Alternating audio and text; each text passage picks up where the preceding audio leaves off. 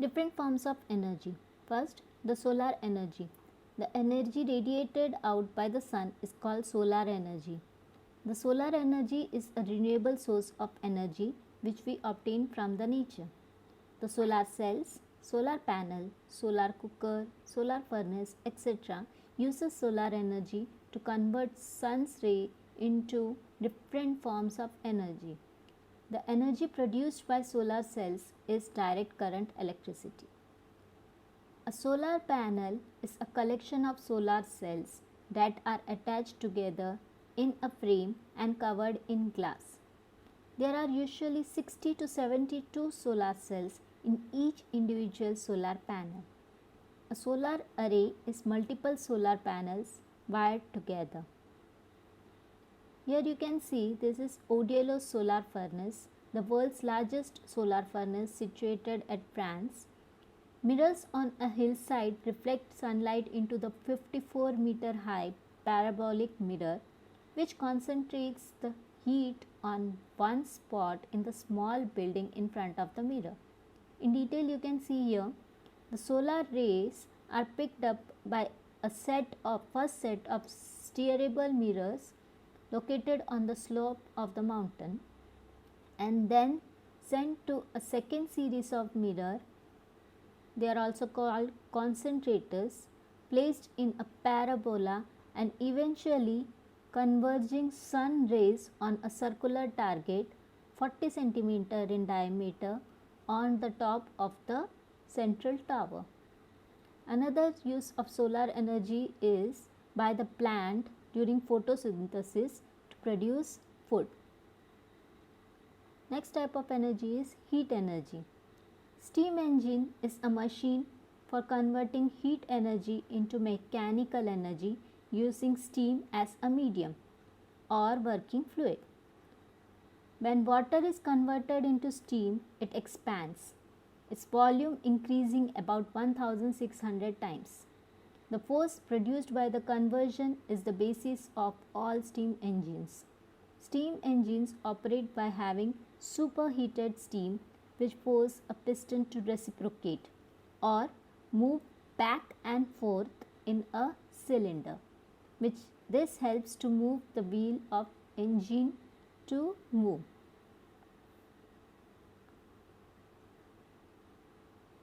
Next form of energy is light energy.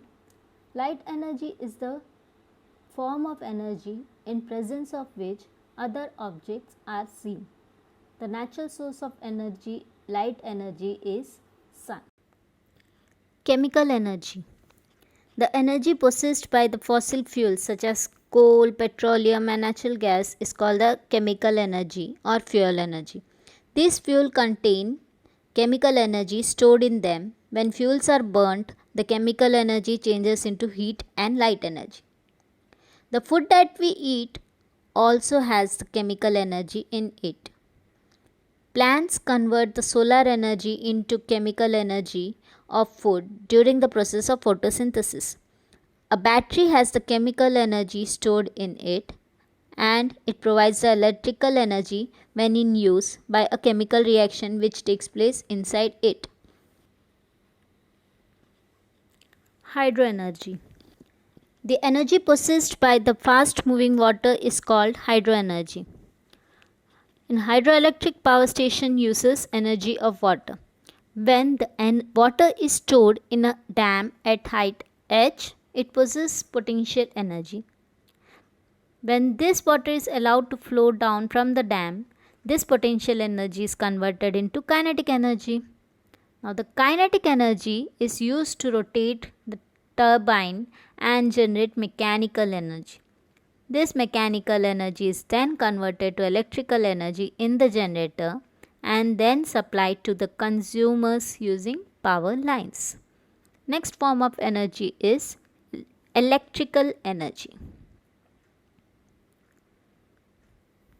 When two dry bodies are rubbed together, they get charged due to the movement of free electrons from one body to the other. So, they possess electrical energy. For example, take a plastic comb or plastic sheet. Now rub it on a dry cloth or your hair.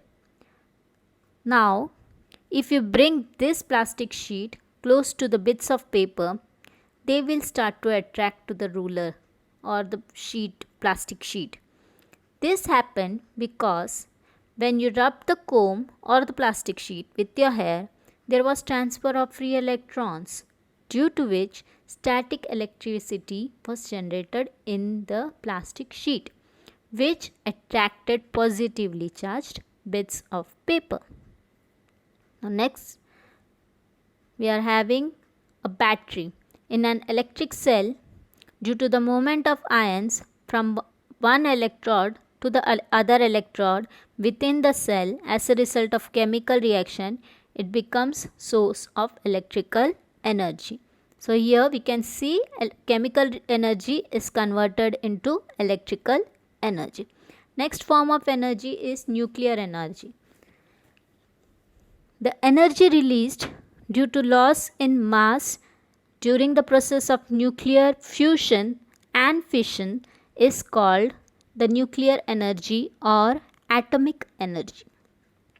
The constructive use of nuclear energy is done in nuclear reactors to produce electrical energy, whereas destructive use of nuclear energy is for making atom bomb for war. Next form of energy is geothermal energy. The energy released in nuclear disintegration in the interior of Earth gets stored deep inside the Earth and is called the geothermal energy. This energy heats up the underground water to produce natural steam. In some place, this natural steam bursts out from the Earth's surface as hot springs.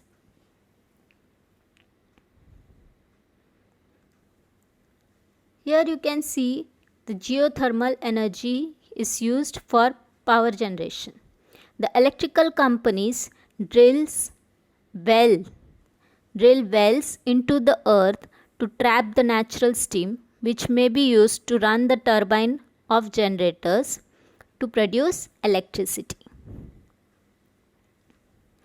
Next form of energy is wind energy. Wind is another renewable source of energy that we obtain from nature. Wind energy is the kinetic energy of the wind used to rotate turbine of windmill, or you can say blades of the windmill. Windmill was traditionally used to grind grains using wind energy.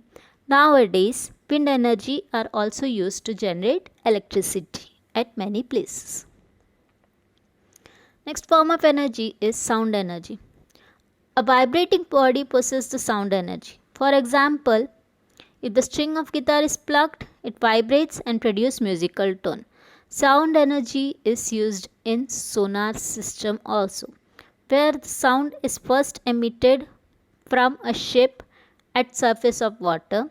This sound hits the obstacle or submarine or the ocean floor under the water and reflects back to the surface. By knowing the speed of sound in ocean water, the distance between source and the obstacle is calculated. Or you can say the distance between the ship and the ocean floor can also be calculated using sonar technology. Next form of energy is magnetic energy. The energy possessed by a magnet due to which it can attract iron filings is called magnetic energy. An electromagnet has magnetic energy. In maglevs that levitate by magnetic repulsion, the train lies over the guideway. Magnets on top of the guideway are oriented to repel similar poles of magnet in the bottom of the maglev. This pushes the train upward into a hovering position. Now let's move to conversion of one form of energy into another form. So here you can see few examples changing forms of energy. First, An automobile engine changes chemical energy to mechanical energy as well as heat energy. Second, a thermonuclear reaction changes nuclear energy to radiant energy. Next, a tree changes radiant energy of the sun to chemical energy during photosynthesis. An electric mixer changes electrical energy to mechanical energy and heat energy. Hammering a nail changes mechanical energy to deformation and heat energy. Whereas a lamp changes electrical energy because input for the lamp is electrical supply. So it converts electrical energy, and the output is light or radiant energy, as well as it produces heat also. So heat energy is also produced. Now here I am having some more example of conversion of energy. So here I am having a microphone or a mic. Here the microphone converts sound energy to electrical energy, whereas the loudspeaker converts electrical energy into sound energy. Now next example is charging or discharging. While charging of a cell, electrical energy converts to chemical energy, whereas while discharging, the chemical energy of the battery is first converted to electrical energy, which is used to give light energy or radiant energy, you can see. Now let's see law of conservation of energy. Principle of conservation of energy states that energy can neither be created nor can be destroyed. It only changes from one form to the other. If in a system there is only interchange between the potential energy and kinetic energy, the total mechanical energy remains constant, that is K plus U equals to constant when there are no frictional force. Let's verify law of conservation of energy. Let a body of mass m be falling freely under gravity from a height h above the ground. As the body falls, its potential energy changes into kinetic energy. Let's calculate total energy of the body at various positions, that is A, B and C.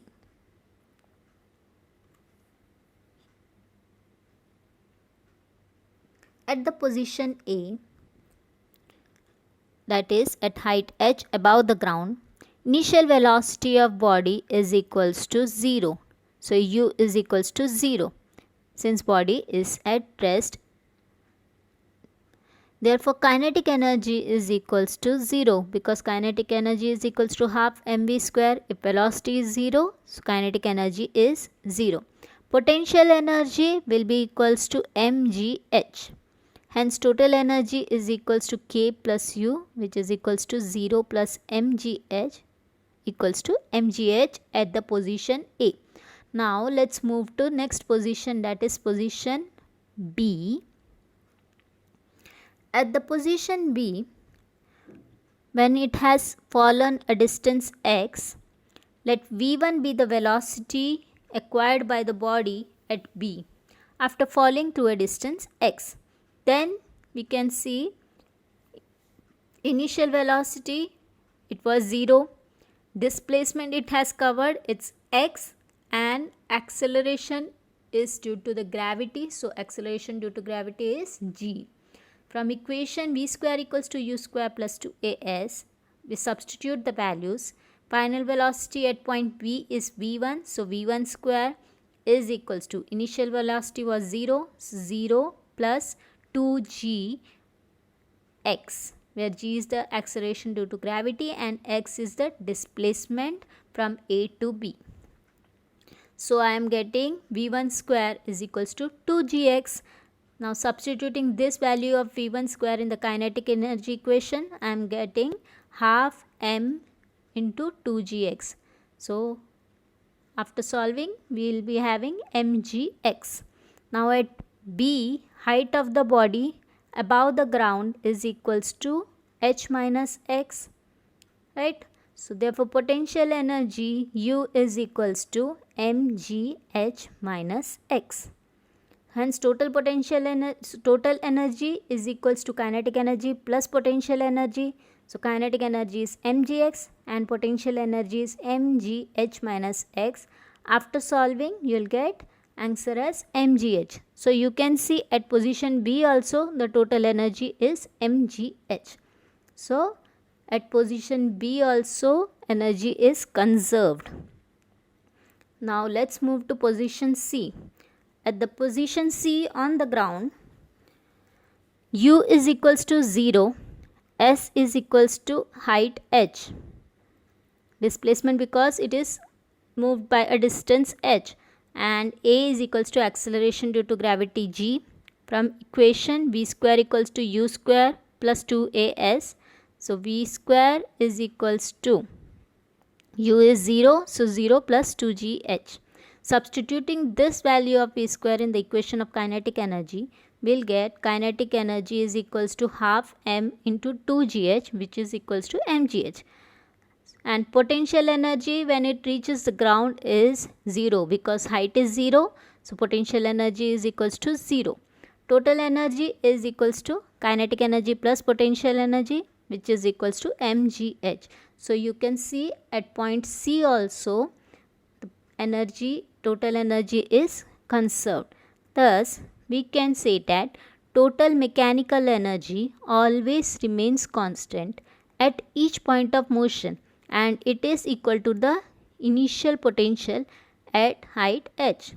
This verifies law of conservation of energy, that when there is transformation of energy from one form to the another, the total energy always remains constant.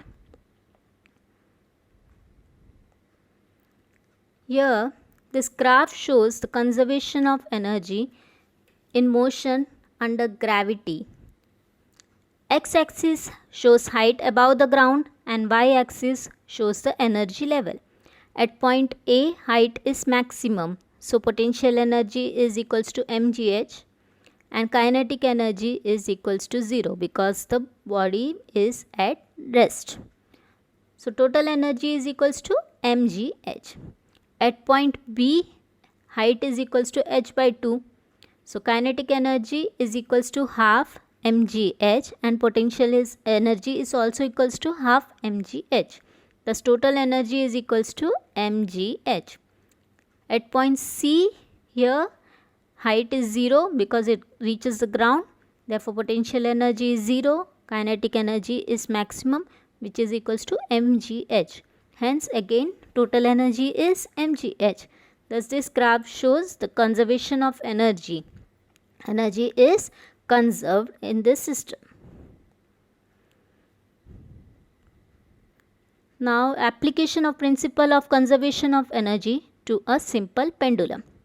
Here we have a simple pendulum which is suspended from a rigid support O.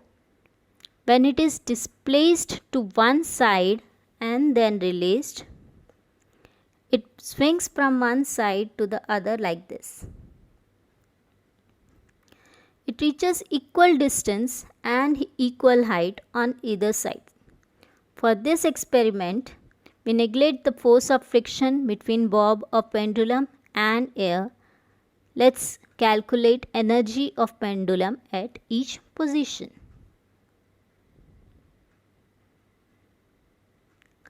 A is the mean position of bob when it is at rest.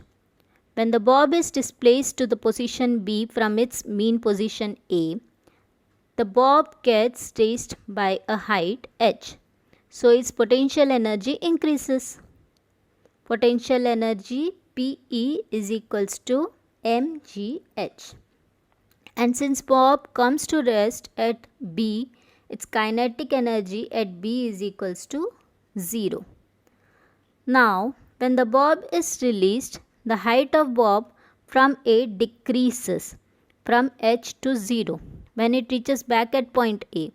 So at point A, the potential energy is 0 but at this point it has maximum kinetic energy. And according to the law of conservation of energy, the potential energy gained at position B is converted to kinetic energy at position A. So, kinetic energy at position A is equals to mgh. At point B, the bob acquires a velocity v is equals to square root of 2gh. So, it moves towards point C. At the point C, when the bob raises to vertical height h above the point A, again it acquires potential energy is equals to mgh and its kinetic energy becomes 0. So, bob momentarily comes to rest at point C. But due to force of gravity, bob moves back from C to A. At A, it has total energy in the form of kinetic energy and potential energy equals to 0. So, the bob swings again from A to B to repeat the process.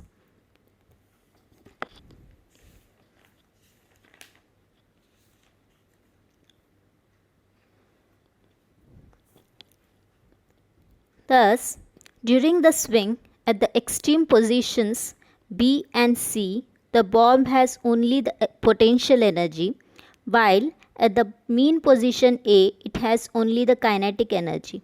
At an intermediate position, the bob has both kinetic energy and potential energy, but the sum of both remains constant throughout the swing. This is strictly true only in vacuum, where there is no force of friction due to air. So this was the application of principle of conservation of energy to a simple pendulum. So that's it for this video. We have seen all forms of energy, different forms of energy, and we have also learned the difference between potential and kinetic energy, as well as we have learned the units of energy. So that's it for this video. Thank you.